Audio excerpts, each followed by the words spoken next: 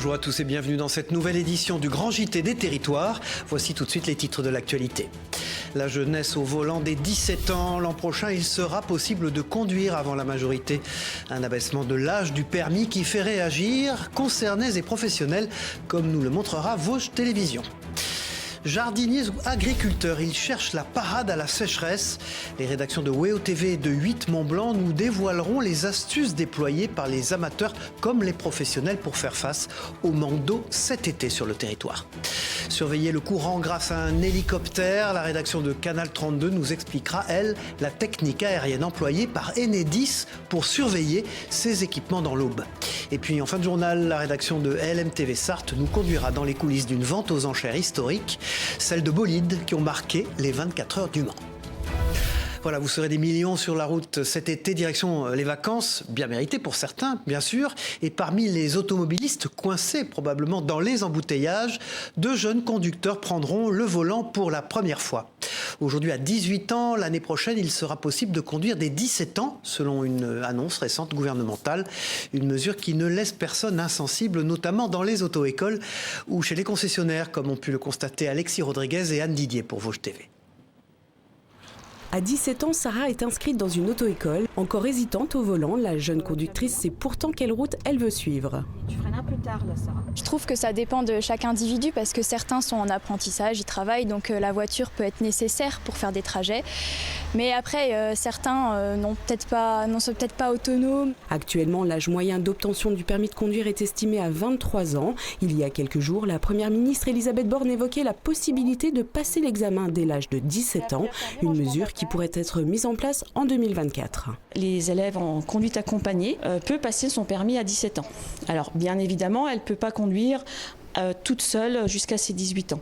Donc c'est un système qui a fait ses preuves, ça existe depuis plus de 20 ans. Aujourd'hui, les accidents de la route sont la première cause de mortalité chez les 18-24 ans. Cette nouvelle mesure suscite donc des questionnements.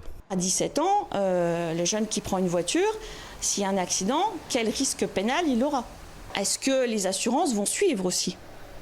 Ou il y aura peut-être une surprime. Vous voyez, tout ça, c'est un coût derrière. Autre possibilité pour les jeunes qui souhaitent conduire avant leur majorité, les 100P comme ils les appellent, ou voitures sans permis. Ces voitures limitées à 45 km/h sont de plus en plus présentes sur les routes. Dans cette concession, on en vend une centaine par an, entre 10 000 et 16 000 euros selon le modèle. En France, le nombre s'élevait à plus de 9 500 en 2019 et a quasiment doublé en 2021. Grosse évolution, c'est l'arrivée d'une nouvelle clientèle, la clientèle jeune, les 14-18 ans. La principale raison, c'est l'aspect sécuritaire, surtout pour les parents. Aujourd'hui, de savoir leur enfant sur un véhicule caréné, protégé, à l'abri, c'est quand même plus sécurisant que sur un cyclomoteur. Si cette mesure est définitivement adoptée par le gouvernement, la France deviendrait le 6e pays européen à autoriser les mineurs de 17 ans à conduire sans être accompagnés. Le record mondial est lui détenu par certains États des États-Unis où les jeunes peuvent prendre le volant seuls dès 14 ans.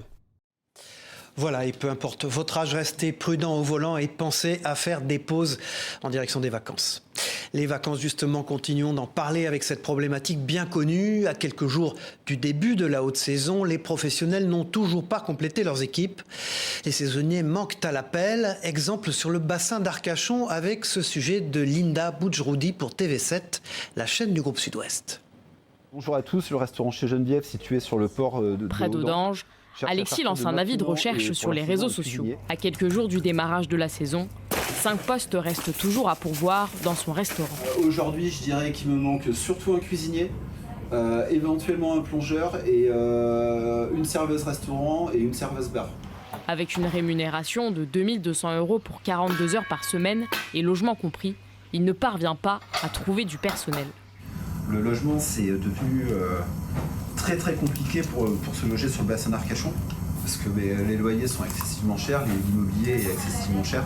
Alors, du coup, mais aujourd'hui, Alexis a voulu donner sa chance à Juliette, habitante sur le bassin, pour un premier jour d'essai. De l'autre côté du bassin, à Arcachon, même galère pour les restaurateurs. Je suis un peu au four au moulin en ce moment, parce qu'il nous manque du personnel. Dans cette zone très touristique, les annonces sont nombreuses sur les vitrines.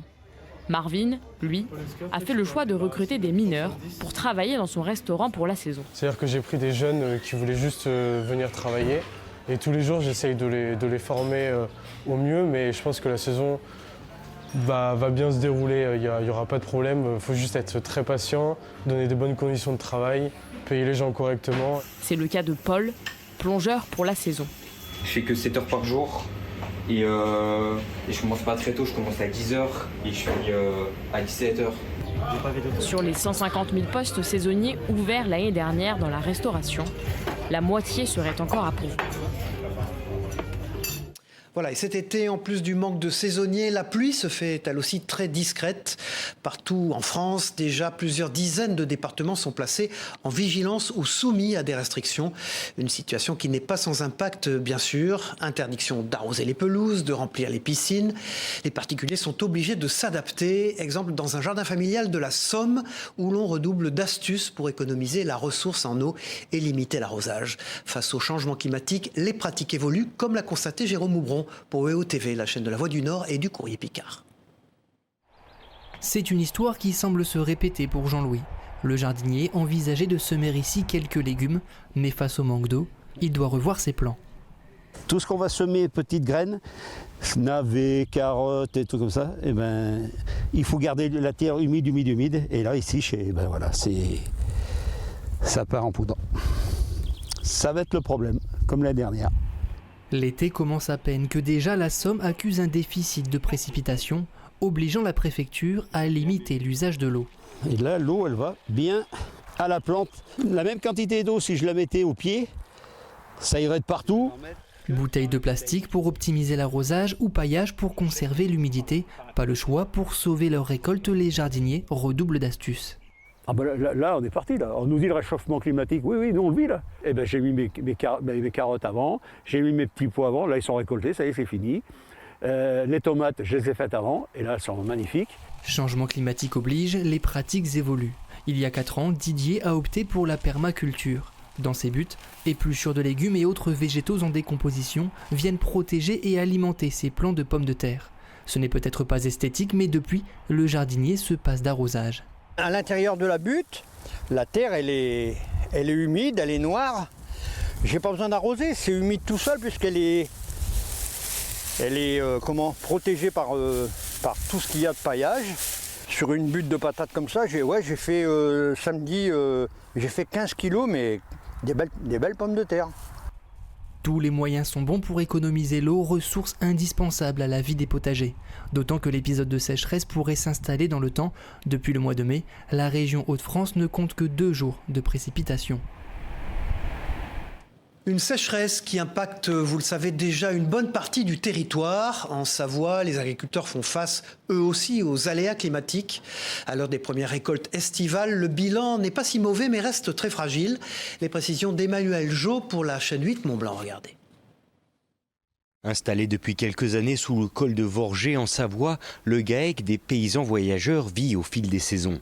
Comme chaque début d'été, l'arrivée des mois chauds est synonyme de récolte des fruits rouges qui ont cette année bénéficié de conditions assez optimales. Alors au niveau des petits fruits, c'est pas mal parce qu'on a eu pas mal d'eau et les petits fruits ils sont bien développés et du coup on a une belle année parce qu'il y a quand même eu de la pollinisation, il n'y a pas eu de gel tardif. Donc les fleurs, elles vont jusqu'au bout. Là, si on regarde les différentes grappes, on a quand même des belles grappes, par exemple. Et ce qui est chouette avec un printemps pluvieux, c'est qu'on a des belles pousses. Et les belles pousses de cette année, ça va être les fruits de l'année prochaine. Car c'est justement la gestion de cette ressource en eau qui va déterminer la qualité de cette saison 2023. En effet, si les préfectures de nos départements ont déjà pris plusieurs mesures et arrêtés afin de prévenir les épisodes de sécheresse attendus pour les prochains mois, les agriculteurs, eux, se préparent en paillant les sols et en se gardant bien de dresser des premières tendances sur ce début de saison. Vous voyez, la météo, elle est toujours un peu incertaine. On nous annonce toujours des orages, potentiellement de la grêle, des gros coups de vent. Donc ce qui est ramassé, c'est ramassé. Ce qui n'est pas ramassé, il y a toujours un risque que ça reste par terre ou que ça se trouve abîmé. J'ajouterai un bémol sur le verger, ou tout ce qui est fruits à noyaux, où là, justement, le printemps assez frais et très humide a fait qu'il y a beaucoup de fleurs qui ont coulé. Et pour faire face à cette incertitude météorologique récurrente, nombreux sont les producteurs de fruits et légumes de nos territoires qui, à l'image des paysans voyageurs, ont choisi d'investir dans des systèmes de stockage d'eau pluviale. Une façon de minimiser l'impact du dérèglement climatique sur des cultures plus que jamais essentielles à notre quotidien. Voilà, et le monde agricole s'invite aussi à Paris dans ce journal. La chaîne francilienne 20 minutes TV s'est glissée dans une séance d'initiation à l'agriculture urbaine à Bobigny. Sur place, les bénévoles apprennent quelques règles basiques du potager. Un sujet de Mélanie Faure. Regardez ce reportage. Pour faire la fête, il faudra attendre demain. Comme tous les vendredis, la Prairie du Canal ouvre ses portes pour accueillir ses bénévoles. Au programme, du repiquage de basilic avec Thaddée. Maintenant que la graine a germé, on se retrouve avec pas mal de petites plantules qu'on va regrouper dans un seul godet. On va en mettre 5. Je vais choisir mes petits plants et je vais repiquer le petit bouquet de basilic à l'intérieur. Rapidement, les bénévoles prennent leur marque avec le sourire. Un peu dur. Bah, ils sont super sympas, franchement ils sont accueillants et puis même quand on arrive, on nous sert un petit café, on est bien. Aaron et Bilal sont venus ensemble. Cette expérience de bénévolat donne le coup d'envoi de leur week-end, une activité mûrement réfléchie. J'avoue que c'est la première fois que je le fais. C'est plutôt parce que les plantes ça m'intéresse et du coup j'avais envie d'apprendre un peu plus le jardinage et l'agriculture bio.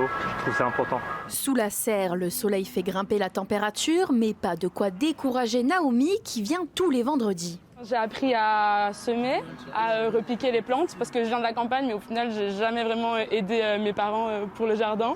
J'ai aussi appris par exemple à monter une serre, on a fait du bricolage, on a fait des tables, des bancs, des ombrières. En un après-midi, les bénévoles et Thaddée repiquent en moyenne une centaine de basilic. Dans quelques jours, ils seront disponibles à la vente.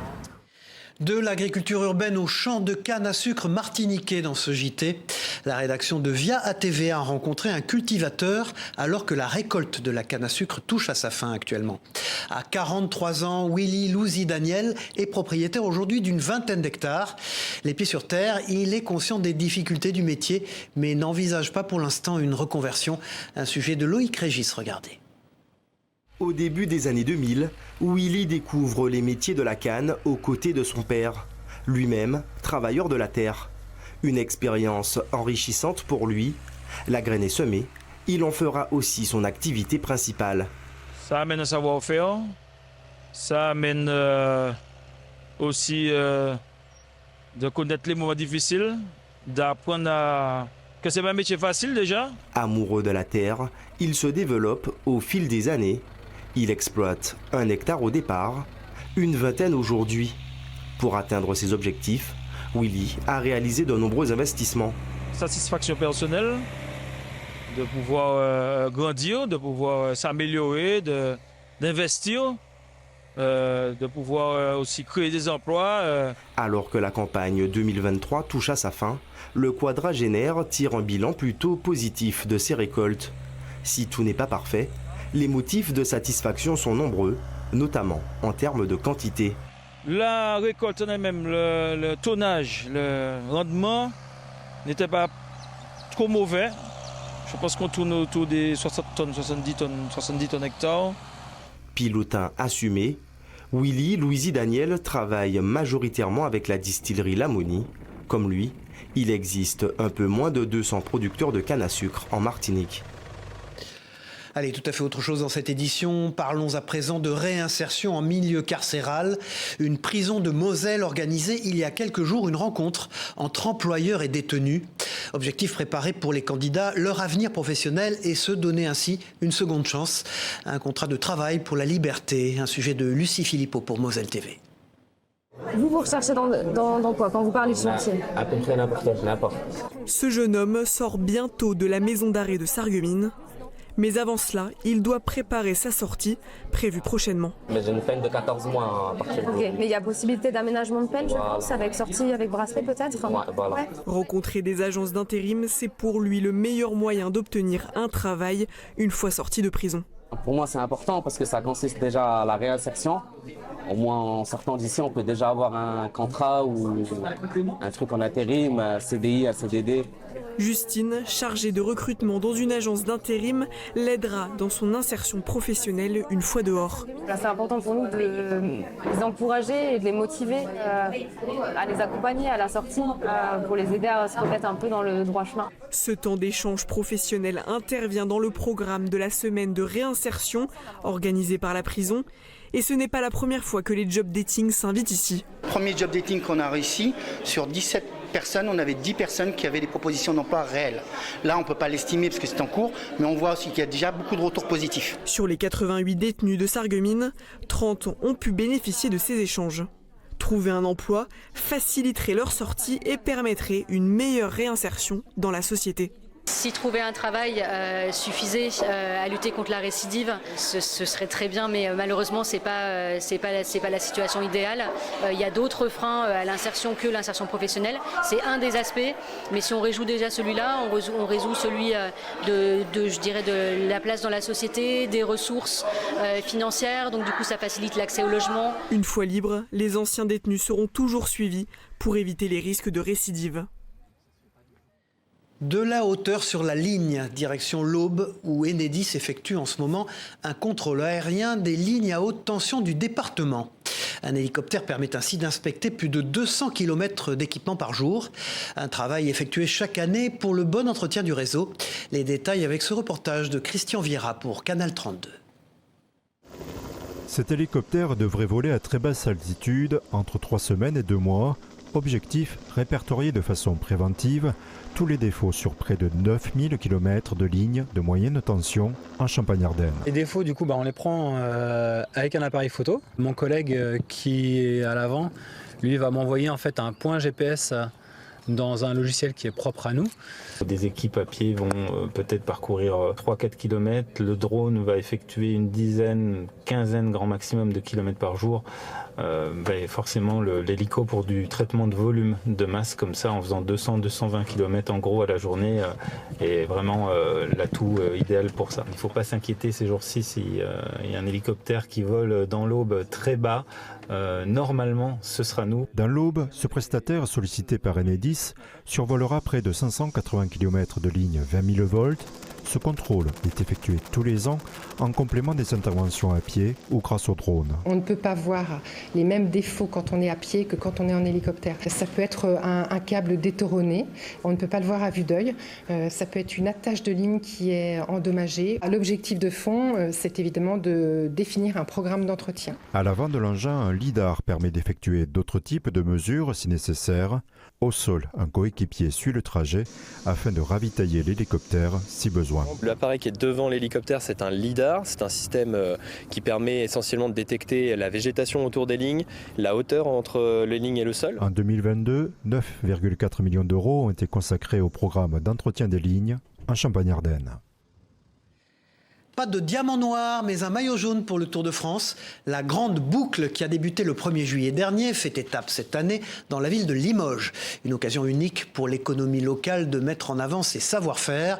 La preuve avec ce fabricant de baskets qui a confectionné une paire spéciale aux couleurs du Tour. Précision recueillie par Alain Druon pour cette à Limoges. Donc voilà les éléments qui ont été imprimés, donc bien entendu avec le logo du Tour de France pour l'occasion. Le choix était de réaliser en fait une impression et bien entendu on a mis à l'honneur Limoges sur la talonnette extérieure pour que ça ressorte bien. Il y a un projet qui était accepté par ASO, donc la société qui organise le Tour, et surtout en lien avec le secteur communication de la ville qui m'a bien aidé là-dedans. Donc le but c'est vraiment c'est un objet de communication qui va me permettre de donner un peu de visibilité à la marque, de montrer qu'à Limoges, on fait de la porcelaine, mais aussi, on fait aussi des baskets. Et du coup, on s'est un peu lâché dans la personnalisation en faisant un produit qui est, on va dire, fun en fait, au coloris Tour de France. Allez, une belle histoire à présent dans ce journal, celle de Gabriel, un enfant de 13 ans, et de Noisette, une vache. Les deux complices ont noué une étonnante relation depuis que le premier a sauvé la seconde de l'abattoir. Une histoire d'amitié dont vous voyez quelques images et qui sera bientôt mise à l'honneur dans une émission de France Télévisions. Propos recueillis par Neil Ferrani pour la Dépêche du Midi, notre partenaire. J'ai toujours rêvé d'avoir une vache et de l'élever au biberon, vu que j'en avais 3 avant. Le matin, je vais la nourrir et après, je vais directement travailler avec elle 1 heure par jour. Le but, c'est de pouvoir faire des cabarets avec elle, pouvoir m'amuser avec elle, pouvoir la monter, pouvoir lui faire des petits tours pour les cabarets. Voilà une belle complicité entre l'homme et l'animal qui nous conduit en Isère à la rencontre cette fois-ci d'un chien truffier et de son maître, Pascal Filuso. Un tandem qui a du flair pour rechercher et trouver le roi des champignons, comme a pu le constater Mirko Pecci pour Télé Grenoble. À l'ombre de vieux chênes, au pied de la Chartreuse, un chien et son maître chassent le roi des champignons, la truffe noire. Toujours muni de son cavadou, Pascal Filuzzo est un redoutable caveur passionné. Ça fait plus de 20 ans que je suis dans la truffe et là ça fait 20 ans que je suis en Isère. Je suis boucher actuellement, voilà. Donc en dehors de ça, je fais un peu un plaisir d'aller sur les marchés à la rencontre des gens. Il existe 60 espèces de truffes, ce qui permet aux rabassiers de débusquer toute l'année. Certaines espèces battent des records de prix, comme la truffe blanche d'Alba, qui est vendue à 7 000 € le kilo. Dans la truffière de Pascal, on récolte 5 espèces, dont la mélano d'hiver, l'estivium d'été ou encore l'uncinatum d'automne. La truffe noire, elle est beaucoup plus reconnue parce qu'elle a plus de parfum et que la truffe d'été, plus ou moins, c'est une truffe qui n'a pas d'odeur, mais elle a un avantage, c'est que la truffe d'été, elle vaut au moins 5 fois moins cher que la truffe d'hiver. Viens, Tonnerre, viens. Tonnerre est un chien d'eau romagnol, une race dotée d'une volonté de faire et d'une grande faculté d'adaptation. Autrefois, c'était le porc qui était exploité, mais il a été progressivement remplacé par le chien, plus obéissant et léger. Encore faut-il l'entraîner. La récolte est fructueuse. En une dizaine de minutes, Tonnerre a trouvé 11 truffes blanches, de quoi préparer brouillade ou autre beurre de truffe. En Isère, on compte 6 espèces différentes, alors à vos pioches pour dénicher ces diamants noirs. Voilà, et cet été, que diriez-vous aussi d'en savoir un peu plus sur l'époque néolithique?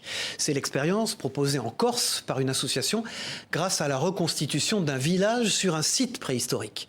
Les visiteurs peuvent notamment y découvrir les activités et les méthodes employées pour la confection d'outils de l'époque. Images et précisions au micro d'Angèle Ricciardi pour Télépaésé. Le principe ici, chacun a sa spécialité. C'est de refaire les mêmes objets qui ont été retrouvés lors de fouilles avec les mêmes techniques qu'on avait à l'époque. Là, je suis en train de polir une hache, du coup, polie. Voilà, c'est une petite hache. Le but, c'est d'obtenir un truc hyper brillant. Il faut venir nous voir, on est là pour ça, pour montrer tout ce qui était fait à cette époque. Donc on est vraiment amené à animer ce site de cette façon et répondre aux questions quand on a la réponse. Allez, on referme ce journal avec un bond de plusieurs millénaires dans le temps pour nous glisser dans les coulisses d'une vente aux enchères exceptionnelle, celle du Mans Classique. Pour l'occasion, des modèles mythiques sont mis à la vente, une occasion sans pareille d'approcher les plus belles carrosseries du monde et de se plonger dans l'histoire du circuit du Mans et du sport automobile. Un sujet d'Enzo Momer pour LMTV Sarthe. C'est l'une des plus importantes ventes aux enchères de voitures de collection en France. Lotus, Mercedes, Bugatti, Aston Martin. Depuis 2010, la maison Arcurial fait craquer les acheteurs du Mans Classique. Dans ce temple de la carrosserie rutilante, on s'arrache les plus beaux bolides et les plus belles histoires aussi. Lorsque l'on présente une voiture qui s'est illustrée aux 24 heures du Mans, peu importe l'époque, ici, la vendre en plein cœur du circuit, à côté de la pré-grille, ça prend une vraie résonance et un vrai sens historique. Revenons quelques jours avant, lors de l'exposition, un moment bien plus calme, loin de la foule, pour y découvrir l'une des pièces maîtresses de la vente. Je vous accompagne vers si ce n'est la star de cette vente du Mans Classique cette année. C'est une Porsche 962C qui est engagée par une équipe japonaise aux 24 heures du Mans en 1990. Et cette voiture, jusqu'à la dernière heure de course, elle occupe la 4e place. Devant elle, une autre Porsche 962 occupe la 3e place. Et d'un coup, la voiture a un problème mécanique. Elle doit abandonner. Et finalement, c'est celle-ci qui va se retrouver sur la 3e marche du podium. Elle est estimée entre 1,5 million et 1 800 000 €. Un prix à en faire tourner la tête comme presque tout ici. Mais ce qu'on vient acheter avant tout, ce sont des morceaux d'histoire, comme cette relique de l'accident de 1955. C'est le couvre-habitacle, on le voit ici sur la photo, qui venait fermer en fait la partie inoccupée pour parfaire l'aérodynamisme de la voiture. Et cette pièce, durant l'accident, a été projetée. Elle a été récupérée par un commissaire de piste aux abords du circuit et elle s'est ensuite transmise pour arriver aujourd'hui à la vente aux enchères. Nous vendons ces enchères à 12 000, c'est là 14 000, 14 000, 16 000. La pièce partira après une belle bataille. Et on adjuge 26 millions, bravo monsieur. Quant à notre star du jour, il y en a un qui va la prêter, il est peut-être en course à 1 280 000. Dernière chance, voulez-vous 1,3 million prochaine enchère?